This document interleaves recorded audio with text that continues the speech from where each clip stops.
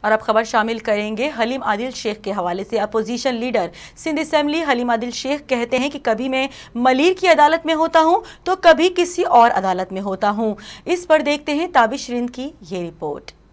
Opposition leader Haleem Adil Sheikh نے انسداد دہشت گردی کی عدالت میں پیشی کے موقع پر میڈیا سے بات چیت کرتے ہوئے کہا کہ کل اس وقت گھوٹکی کی عدالت میں تھا، کبھی میں ملیر کی عدالت میں ہوتا ہوں تو کبھی کسی اور عدالت میں ہوتا ہوں، میرا قصور بتایا جائے کہ کیا میں سچ بولنا بند کر دوں؟ کل اسی وقت میں گھوٹکی کی عدالت میں تھا اور آج میں کراچی دہشت گردی کی عدالت میں ہوں۔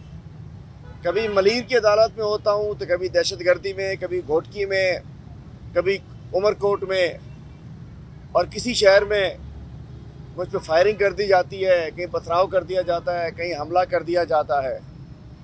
مطلب حلیم عادل کا قصور مجھے بتا دیا جائے، میں سندھ کے عوام سے کہہ رہا ہوں، پاکستان کے عوام سے کہہ رہا ہوں کہ میرا قصور بتایا جائے کہ میرا قصور صرف یہ ہے کہ میں سندھ حکومت کی کرپشن کو بے نقاب کرتا ہوں۔ حلیم عادل شیخ نے اس موقع پر کراچی کے ٹرانسپورٹ کے مسائل کے خاتمے کے لیے اچھی خبر سنا دی اور بتایا کہ اس سال سپٹمبر سے گرین لائن سڑکوں پر نظر آئے گی۔